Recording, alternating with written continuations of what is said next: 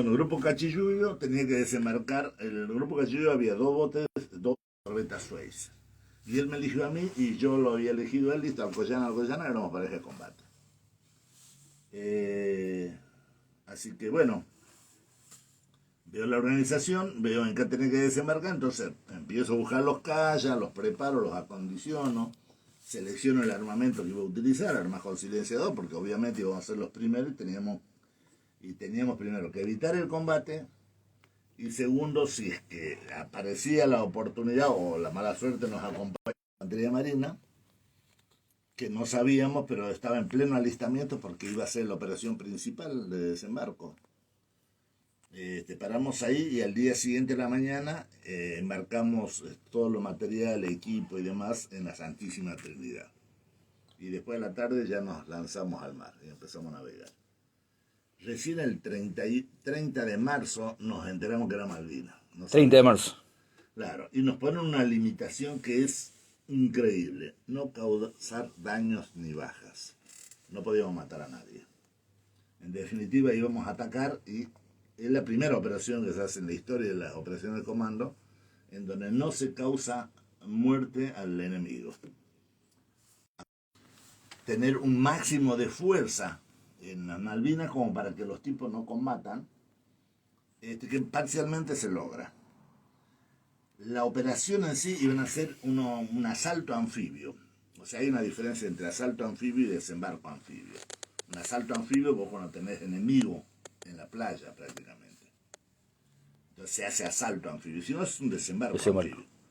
Por ejemplo, lo nuestro, la operación de anfibia en general iba a tener dos desembarcos. Uno, el desembarco principal, que iba a ser el asalto anfibio, que se hacía en la península de la Malvinas, donde está el aeropuerto. El desembarco secundario iba a ser el día 1 de abril a las 9 de la noche. El principal iba a ser 2 de abril a las 6 de la mañana. Cuando estuvieran consolidados los dos objetivos, que era el cuartel de Rosa Marín y Casa de Gobierno. Bueno, nos recibió la noche, mar cero así, calma, una luna que nos encandilaba, que realmente nos limitaba la utilización del visor nocturno. O sea, yo iba en el kayak, iba en la parte trasera, yo llevaba la navegación, o sea, el rumbo y la distancia yo lo manejaba, y adelante iba Schweitzer con el visor nocturno, que él iba viendo lo que se veía adelante.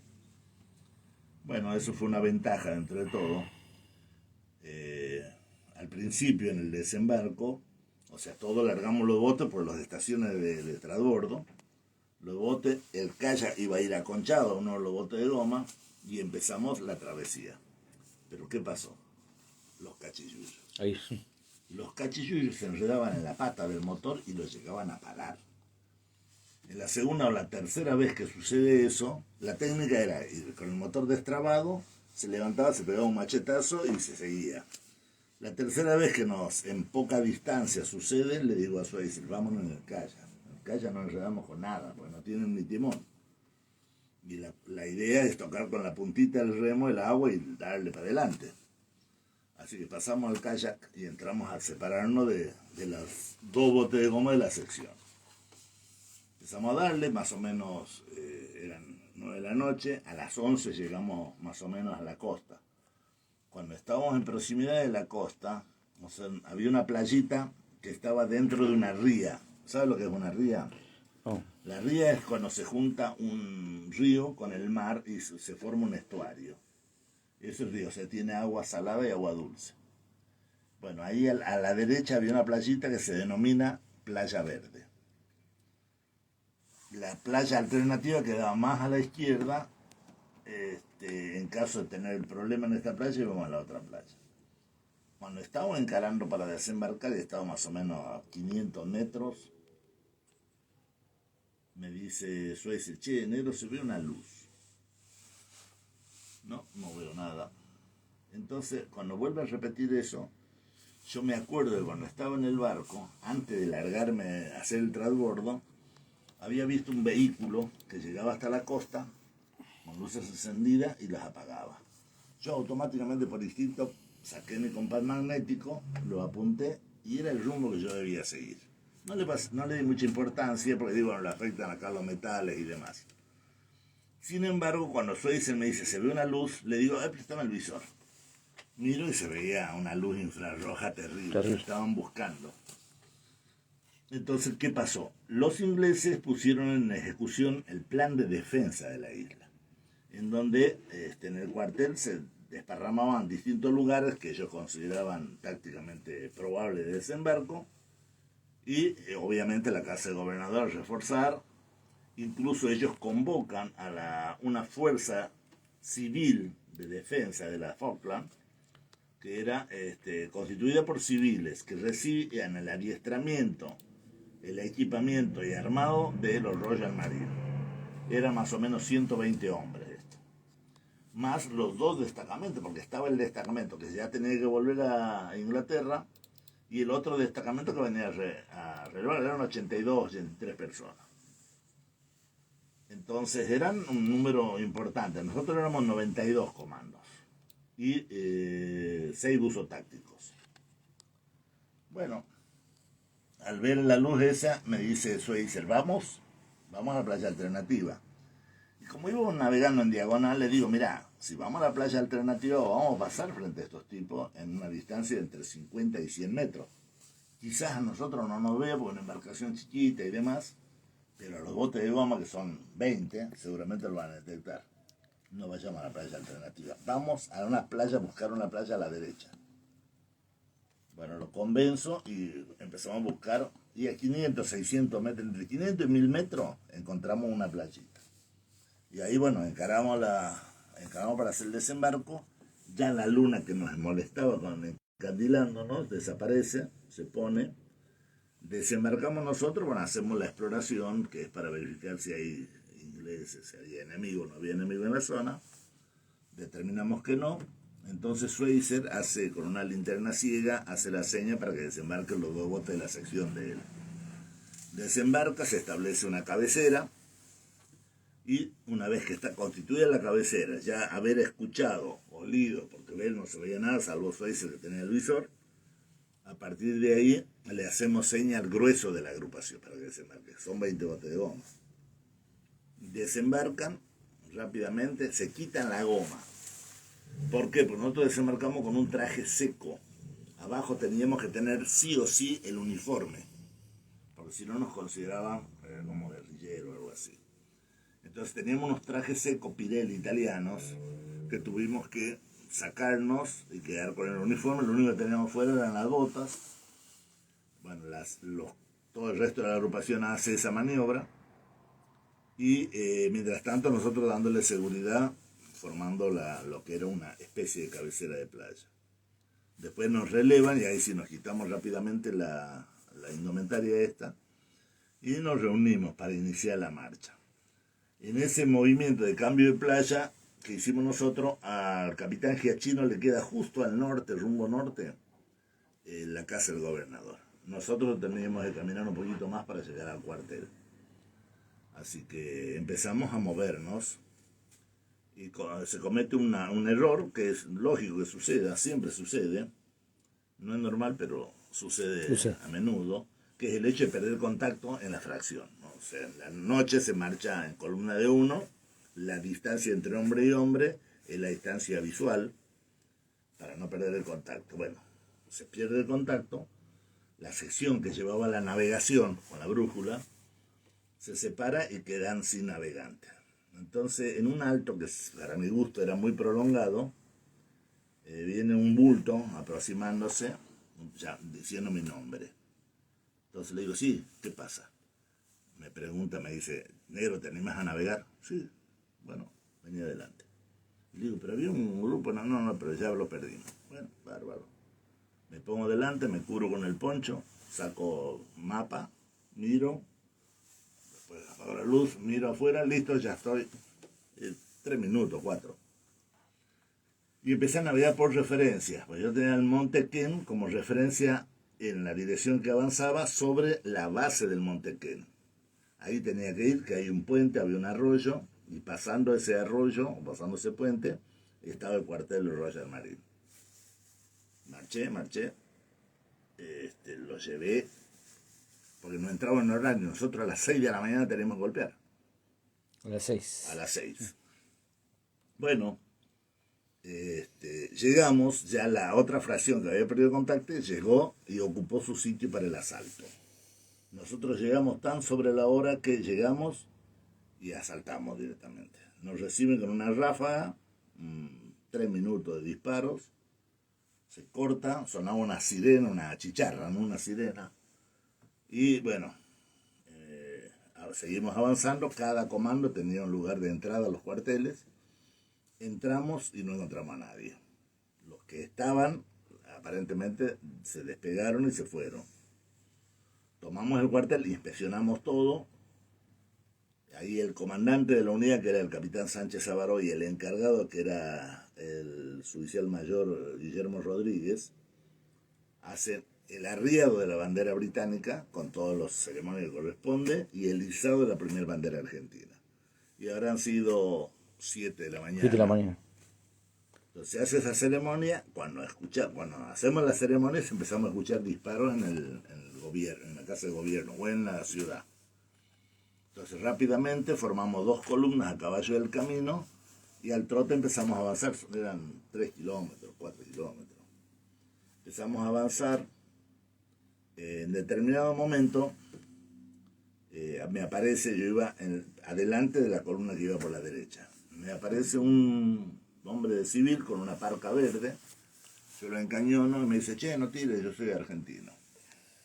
Y era, creo que era el jefe del ADE. Hay algún paréntesis y cuento. Ahí en la isla, desde hacía un tiempo, 70 por ahí, teníamos Aerolíneas Argentinas, que llegaba hasta allá. El aeropuerto, la pista la fabricamos nosotros, los argentinos. Después había maestras argentinas. Estaba YPF, ICF. O sea, había varios argentinos trabajando. Cuando nosotros empezamos el desembarco, que se ve en el cielo dos luces de bengala roja, era la señal de los ingleses que sabían que le íbamos a invadir. Ellos que hicieron a todos los argentinos que habían en la isla, los capturaron y los metieron en calabozo. Salvo un tipo, que era el jefe del ADE, que no lo pudieron encontrar, porque se escondió. Y él ofició un poco de espía, porque nos pasaban las últimas novedades, qué sé yo, del archipiélago. Después había un chico argentino que había sido contratado por una empresa francesa para hacer fotografía en la isla de la naturaleza, animales, vegetales y demás, que estaba parado en un hotel. Bueno, ahí los Royal Marine le indicaron al dueño del hotel que no lo deje salir. ¿Para qué moverlo de ahí? Que es el tipo que hace todas las fotografías de cuando empezamos a desarmarlo a los ingleses. Y esa foto se la vende a Revista Gente y a distintos medios extranjeros.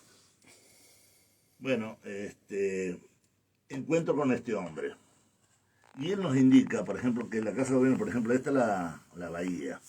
Acá está la Casa de Gobierno. En la parte de atrás de la Casa de Gobierno, el terreno subía, se elevaba. Y nos indica que ahí había ingleses en posición. Bueno, nos miramos los primeros de adelante y ya cambiamos el rumbo. Mientras que el resto de la agrupación iba por el camino costero, nosotros encaramos al Licenciado Almonte. Al hacer 200 metros ya empezamos a ver la silueta de los tipos en posición que nos encañonaban. Nosotros íbamos con las armas cargadas sin seguro, pero, o sea, teníamos mucha práctica como para que se nos escape un tiro. Avanzamos al principio por grupo, después en forma individual, por saltos individuales, y llegamos a una distancia de 50 metros, 60 metros. Entonces lo miro a mis compañeros y hago la señal de pasar al asalto. Cuando estaba por pasar el asalto, los ingleses levantan una bandera blanca en una antena que es parlamento, pero ya habíamos lanzado el asalto. Así que largamos el asalto, los tipos nunca dispararon. Siempre nos tuvieron encañonados, pero nunca nos dispararon. Entonces largamos el asalto y era increíble la cara de asombro, de miedo, no sé qué, que tenían los tipos, porque lo asaltamos. Sorpresa, ¿no? Sorpresa, totalmente. Un amanecer sorpresivo el 2 de abril. Claro, entonces lo empezamos a reducir, dejaron el armamento, lo juntamos y lo pusimos a cargo de 2 comandos. Y de ahí quedamos posicionados en la altura atrás de la casa del gobernador. Mientras tanto, por acá, por la ruta, se habían abierto una fracción más, un par de cuadras, y asaltamos desde la derecha de la casa, que era la parte trasera de la casa, y el costado. Cuando nosotros saltamos, había una cerca de muérdago, y los ingleses habían establecido posiciones contrapendientes, que es raro, ¿no? Un paréntesis, cuento qué pasa con el desembarco principal. Mientras nosotros nos largábamos hacia el asalto de los dos objetivos, Casa de Gobierno y Cuartel del Rey de Madrid, se producía el asalto anfibio, o sea, el desembarco principal del batallón de Infantería Marina 2, que eran 700 y pico de hombres. Se abre el San Antonio, abre las compuertas, ya todo montado en vehículos anfibios, que eran 20 más o menos los vehículos anfibios, a oruga, se largan a navegar. Bueno, el vehículo ese tiene la posibilidad, tiene unas turbinas, que en el agua funcionan esas turbinas, hasta que toca tierra y ahí se pone en marcha la oruga recién. Ellos desembarcan cerca del aeropuerto, a Seineldín, que en principio Seineldín tenía la misión de la captura del gobernador, pero el general García, a bordo de la Santísima Trinidad, le preguntó la veteranía de su gente. Le dice, salvo Reyes y otro más, el resto son todos conscriptos. Entonces ahí le cambian la misión a Seineldín. Le dicen a Seineldín, usted hace cargo del aeropuerto, y lo va a tomar el gobernador el capitán Giachino con su gente. El capitán Giachino, la misión que tenía, el grupo se llamaba Grupo Técnico, y por una razón, era el que iba a seguir funcionando la central eléctrica, el agua, las comunicaciones y demás. Por eso llevábamos buzos tácticos, que los buzos tácticos son suboficiales que son navales, que hacen ese curso, pero ellos tenían sus especialidades, eran electricidad, comunicaciones, máquinas. Entonces por eso llevábamos buzos tácticos, 6 buzos tácticos, para que operen todos los sistemas de la isla. Como cambian la misión, no le dan otro personal, no sé qué pasó, y bueno, con la gente que tiene, que eran 16 hombres en total, va a asaltar la casa del gobernador. Esa era la misión, que era de Seineldín, lo termina haciendo Giachino. Un cambio sobre la marcha. Un cambio sobre la marcha, que es normal. Sí. Escúchame, el hecho, por ejemplo, que en un plan figure una playa principal y una playa alternativa, no significa, porque en definitiva quien está ejecutando la orden ve las posibilidades y las cosas que no se pueden hacer y decide. Y en esa decisión puede equivocarse o puede acertarlo, como en el caso nuestro, que el hecho de haber cambiado de playa fue totalmente acertado. Bueno, la cuestión que empiezan a moverse, se empiezan a desembarcar los vehículos anfibios, Seineldín con su gente se ocupan del aeropuerto, habían colocado, ellos esperaban una operación aerotransportada, los ingleses, con lo cual le pusieron obstáculos en la pista, ya sea máquinas que no funcionaban y demás, tambores. Bueno, eso era problema para Seineldín. Lo que no parece que no esperaban una operación anfibia. Empezó a avanzar para ir al Istmo, para llegar al pueblo. Ahí en esa zona recibe fuego nutrido uno de los vehículos anfibios, que todavía tienen las cicatrices. Lo superan, ¿cómo? Tiran un cañonazo con un cañón sin retroceso, justo a la cumbrera, vamos a decir, de un edificio a 2 aguas, en el medio seleccionan, ven que es como un galpón, no se considera que hubiera gente, y los que realmente tiraban estaban abajo. Bueno, el impacto fue ahí y aparentemente se asustaron, no sé, los que defendían ahí, llevaron las armas portátiles, las armas pesadas las dejaron ahí y abandonaron la posición. Y los vehículos anfibios siguieron avanzando hasta que aparece el primer vehículo a la izquierda, mirando desde el mar, a la izquierda de la casa del gobernador, con lo cual estaban, los tipos asumieron que venían vehículos anfibios por acá había comando, por acá había comando, entonces ahí deciden rendirse. Aparentemente lo que pasó. Bueno, empezamos a desarmar a la gente, a todos los ingleses. Yo me acuerdo que uno estaba metido ahí debajo ¿cómo se llama este árbol? Que tiene hoja espinuda. Lo tuve que agarrar de la bota y sacarlo porque no podía darse vuelta. Y bueno, empezamos a revisar el equipo que no quedara con ningún armamento. Pero en ese sentido los ingleses son gente que tuvieron 1000 guerras en toda su historia, así que ellos ya sabían, cuando el jefe dice de poner las armas, de poner las armas, y nadie hace otra cosa. ¿Y cuándo es el momento del fallecimiento de Giaquino? Bueno, Giachino, 6 de la mañana, irrumpe en la casa del gobernador, no encuentra a nadie. Entonces había una puerta trasera, sale por la puerta trasera y empieza a recibir fuego desde lejos. Entonces dice, bueno, voy a echar una granada, me voy a arrimar hasta ese edificio y de ahí lanzo la granada. Son dos tipos de granada, ofensiva y defensiva. Cuando vos tenés una granada defensiva, tirala y metete abajo el pozo porque si no vas a ligar una esquila. Y las ofensivas no tienen fragmentación, o sea, tienen la onda expansiva que te afecta. La idea era tirar eso para no matarlo al francotirador. Y cuando él sale de la casa de gobierno para tomar la nueva posición, en el trayecto un tirador que estaba escondido, silencioso,